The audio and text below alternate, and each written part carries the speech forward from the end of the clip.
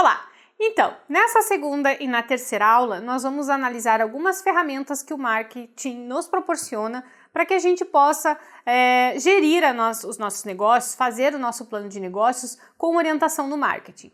Mas eu não pretendo aqui trazer um estudo profundo sobre marketing exatamente, tá, gente? Eu não estou aqui formando especialistas em marketing. Existe faculdade de marketing, existem estudos muito mais complexos, mais amplos ou mais profundos sobre tudo isso que a gente está falando aqui, sobre todas essas ferramentas. Mas aqui o que eu trago são as ferramentas que eu não só utilizo, como eu vejo que todo o mercado são as mais utilizadas em todo o mercado e que podem, de alguma forma, contribuir para nós construirmos o nosso plano de negócio com orientação em marketing. E se aí você tem a ideia ou a intenção de construir um grande escritório, ou se você já tem esse grande escritório, se você já tem uma sociedade constituída, né, você pode inclusive contratar profissionais do marketing que podem contribuir para essa construção do plano de negócios mais orientada ao marketing ainda, com análises mais específicas, mais profundas sobre os clientes, né? Enfim, mas aí você já vai saber o que isso pode contribuir para o teu negócio, quais são os aspectos que tu busca num profissional do marketing, né? Quando você contrata alguém para atuar, por exemplo, nas redes sociais pelo teu escritório ou pelo próprio profissional individual, nós temos que ver nesse profissional quais são as características que realmente importam. O que eu busco nele? Porque existem muitos profissionais aí que se dizem profissionais do marketing, mas que na verdade não fazem nenhuma dessas análises que eu vou mostrar aqui para vocês. Não se preocupa em pelo menos entender o teu negócio é voltado para o produto, é voltado para vendas, é voltado para o cliente, né? Ele nem sequer faz essa análise, ele nem sequer entende direito o que é uma matriz SWOT, que interfere diretamente nas ações do marketing, né? Então, quando a gente busca profissionais da área, nós temos que reconhecer neles conhecimentos e habilidades, né, bem específicas, e que nem todos aí que estão no mercado se dizendo profissionais do marketing acabam fornecendo pra gente.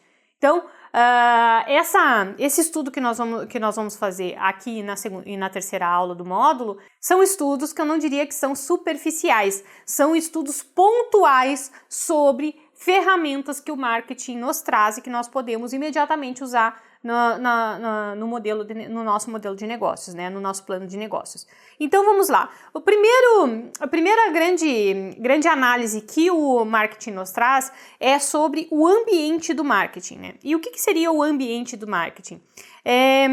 São as variáveis que influenciam de alguma forma nos negócios da empresa e que são tratadas pelo marketing no desenvolvimento de suas estratégias, né? Que são chamadas ou compõem o ambiente do marketing.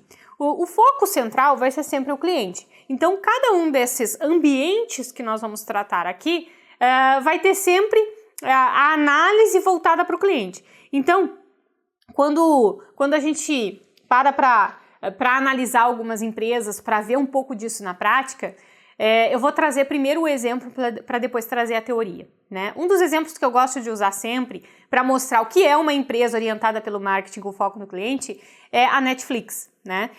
No material de apoio tem inclusive o site da Netflix onde ela conta um pouquinho dessa história, tá? Mas eu ouvi essa história num dos cursos que eu fiz e que quem contou essa história trabalhou, né? Trabalha ainda na Netflix e ele contou esse case de sucesso da Netflix.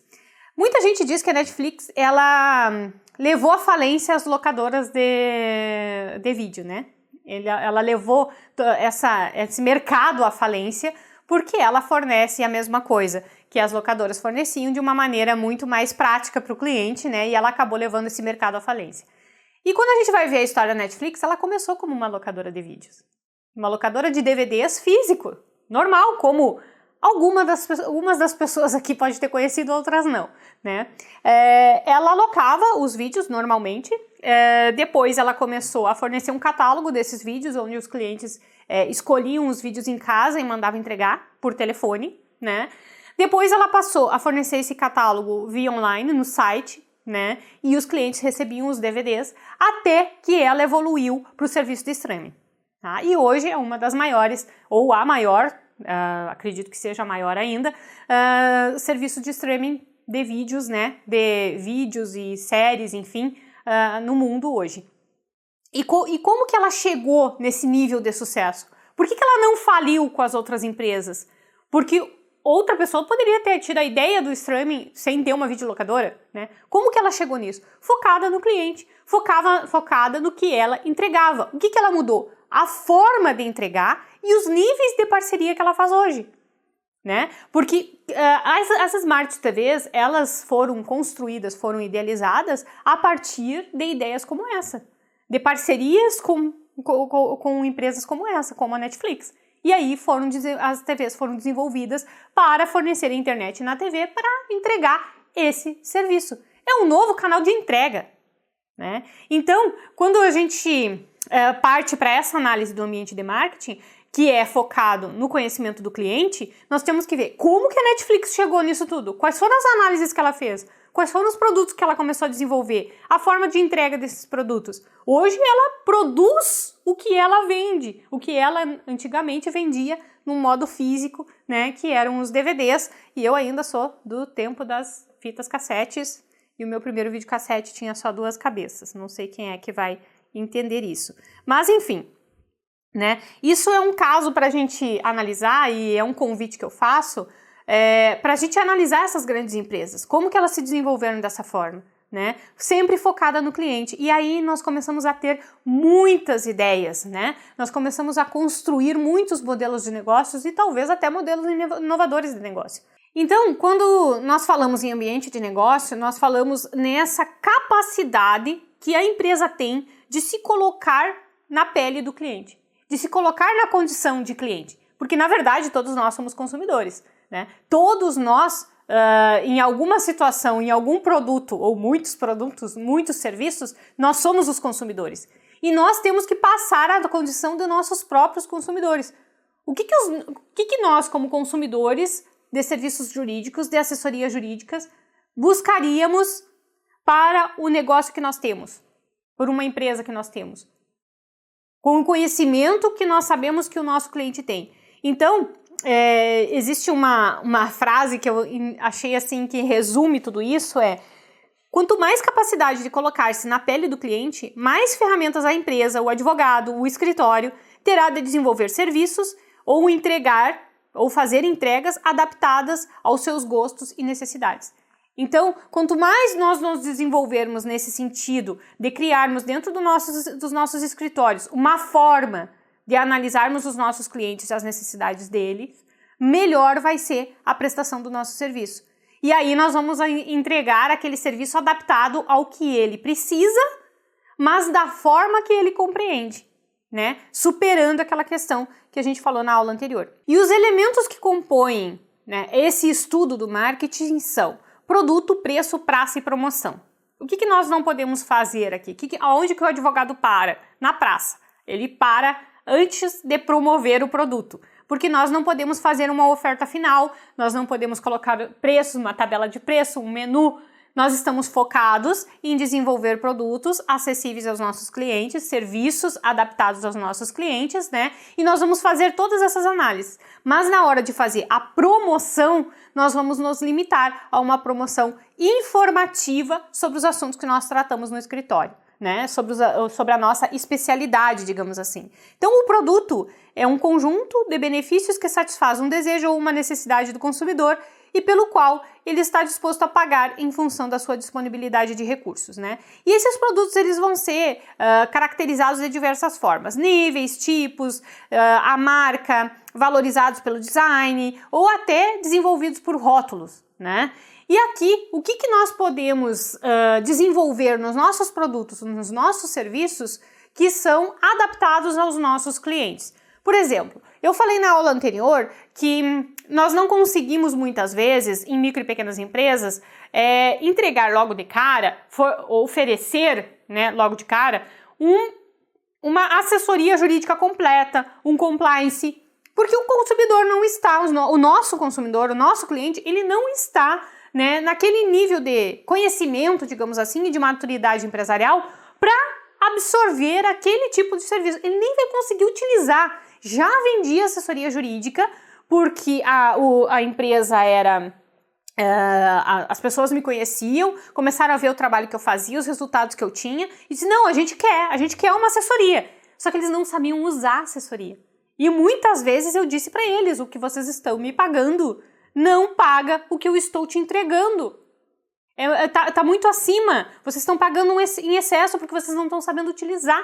Né? Então, a capacidade que a gente tem de desenvolver esses produtos. E aí nós vamos partir para aquela análise de desenvolver serviços de menor valor, de menor complexidade, mais acessíveis aos nossos clientes ou aos nossos potenciais clientes, para eles conhecerem como que a gente trabalha, como que a gente, quais são as entregas de valor que a gente faz, o que realmente impacta na empresa dele, e dentro daqueles serviços de menor valor, a gente começa a mostrar que existem formas de assessorias muito mais efetivas se a empresa estiver disposta a evoluir de nível.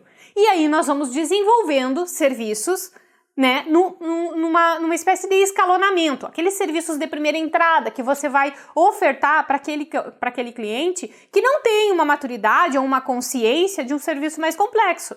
E aí você vai mostrando para ele e vai construindo. A maioria, se eu não vou dizer 100%, mas a maioria dos meus clientes hoje, eles começaram dessa forma, tá? Nem todos começam pelo mais básico, mas quase nenhum começa pelo mais complexo, né?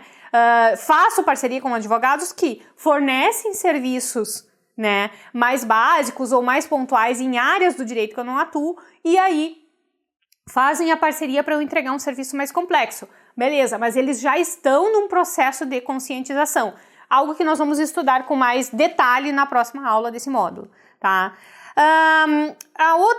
O outro elemento de estudo, de análise, de desenvolvimento é o preço. É o valor agregado que justifica aquela troca. E aqui eu chamo a atenção para essa palavra. É uma troca. Você tem que estar disposto a fazer uma troca. E quando eu troco algo com alguém, os objetos de troca têm que ter o mesmo valor para as pessoas, né? Então, se eu entrego um serviço de menor valor, eu tenho que estar consciente que eu vou receber um valor menor, em espécie, em dinheiro, né? E à medida que eu vou entregando serviços mais complexos, o cliente tem que estar ciente que eu vou gerar mais valor para ele, então ele vai ter que me pagar um valor maior. E esse processo de compreensão, que nós vamos detalhar na próxima aula, é que vai definir esse preço, né? As decisões de precificação devem ser coordenadas com o projeto, a distribuição e a promoção do produto ou serviço. Então, quando nós falamos em escalonamento de serviços, né, desses produtos aliados ao preço, quando nós vamos tratar do preço, nós temos que ver o nosso custo para produzir aquele serviço. Não adianta eu ter um alto custo para produzir um serviço de baixo valor para o cliente, porque aí eu vou estar sendo prejudicada, né? Essa cadeia ela não vai estar em equilíbrio. Então, quando nós vamos calcular o preço dos nossos serviços, o valor que nós vamos, né, colocar para o cliente, nós temos que construir estruturas capazes de absorver esse preço. Tá? Então, não adianta eu dizer assim, eu estou começando na advocacia agora e eu vou fazer toda uma estruturação de negócios para um cliente.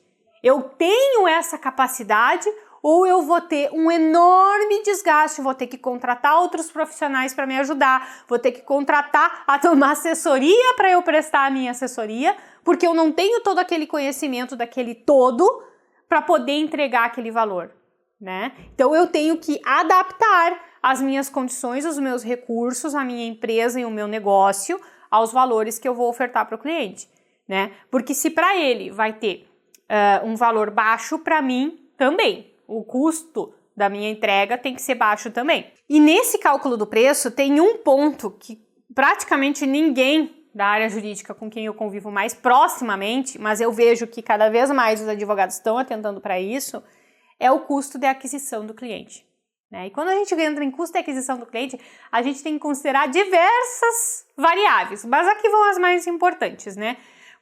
Quando eu falo que eu tenho um custo para adquirir um cliente, é o meu custo de tempo, é o meu custo de energia que eu disponibilizo, é o custo operacional que eu tenho para gerar, para adquirir aquele cliente, ou seja, para fazer a distribuição do meu conteúdo, para fazer o meu marketing jurídico, qual é o custo físico e qual é o custo do meu tempo e da minha energia. Porque, por exemplo, a minha consulta, ela custa um determinado valor, dura 1 hora, vamos colocar aqui um valor hipotético de R$500, para o cálculo ficar mais exato. E aí o meu custo para eu adquirir aquele cliente que vai chegar naquela consulta, eu gasto 3 horas fazendo tomando determinada atitude, né, executando determinado trabalho, até aquele cliente chegar na minha frente. Então, na verdade, o custo daquela minha consulta ali, elas são de 4 horas, né? Então, quanto custa para ti adquirir o cliente, né? A aquisição do cliente até o cliente chegar e se tornar um cliente teu? Quanto que custa? As minhas ações, elas atingem centenas de pessoas, né? Então, o meu custo ele vai ficando cada vez menor, mas eu tenho que trabalhar o meu funil de vendas. Então, quanto custa até chegar um cliente até mim? Né? Então, isso também tem que ser agregado ao teu preço, né? Não só ao serviço pontual que você vai oferecer. E aí, nós vamos para a praça, que é o meio de distribuição dos nossos serviços, né? É como que a gente entrega quais são os canais de entrega desse serviço. Do advogado, eles são bem limitados, nós não temos, né, distribuidora, nós não temos logística, enfim. Geralmente são custos de distribuição menores, né, são formas de distribuição menores, mas aqui eu me refiro também que nós podemos colocar nessa praça as parcerias que a gente constrói com com outros colegas, né? Nós podemos colocar aqui também o setor de diligências que muitos escritórios têm. Então, eu tenho uma forma de distribuir isso, né? Eu tenho uma forma de prospecção, eu tenho uma forma de entrega, eu tenho essa dinâmica dentro do processo para dentro do escritório, esse processo interno do escritório para fazer a distribuição desse serviço, né? Então, o advogado, ele pode aqui, dentro desses canais de distribuição que ele constrói, por exemplo, se eu tenho dentro do escritório um setor de diligências que eu presto serviço para outros advogados, né, dentro da minha comarca ou dentro das comarcas ali, eu tenho que ter um processo interno que absorva isso e que distribua isso. Ou seja, eu recebo a solicitação e eu entrego e eu confiro o pagamento. Então, não é tão simples, eu vou fazer diligência para ganhar um extra. Gente, se você começar a fazer muita diligência, você vai ter que construir uma estrutura dentro do escritório para absorver isso. Então, tem que ver se isso realmente compensa, né? Então, todas essas formas de distribuição. E, por último, que seria o último elemento desse ambiente do marketing, é a promoção. É a forma de comunicação que visa promover o produto ou serviço. Propaganda, promoção de venda, relações públicas, vendas pessoais e atendimento ao cliente. Inclusive, os canais de pós-venda, o atendimento pós-venda ao cliente, ele é visto como um elemento de promoção da empresa. Por quê? Porque é nesse momento que você tem uma maior proximidade com o cliente para verificar o que deu certo, o que deu errado, geralmente é porque deu errado que ele te procura, né? E ali está um núcleo de informações, uma fonte quase inesgotável de informações para o aprimoramento das estratégias da empresa, desde o desenvolvimento do produto ou do serviço até a entrega. É nesse momento que a empresa tem essa possibilidade de lidar diretamente com o cliente de uma maneira mais individualizada ainda. Então, quando nós falamos em promoção, nós falamos sobre a propaganda, mas também nós falamos no pós-venda. E o advogado aqui, ele vai poder desenvolver alguns canais de promoção, né? Que é a divulgação de informações, né? O marketing informativo, aquele que você só fala sobre o que você faz, você não diz exatamente, né, os teus serviços específicos e os valores dele, e você tem necessariamente que construir um canal de pós-venda. Porque quando a gente falou lá, por exemplo, em custo de aquisição do cliente, quando o mesmo cliente volta a te procurar, você não tem custo. Ele já te conhece, você não precisou convencer ele a consumir contigo, a usar os teus serviços. Então, aqui, nesse canal de promoção do pós-venda, é que nós vamos fidelizar os clientes e que nós vamos ter a oportunidade de adquirir, de prestar novos serviços sem ter o custo de aquisição.